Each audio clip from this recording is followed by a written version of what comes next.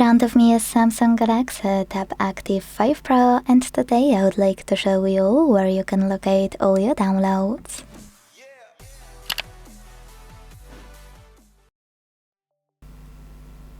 First of all, you need to find an app called My Files that's already on your device and tap on it. Then select the downloads on the left and check out all of your downloaded files located in one place.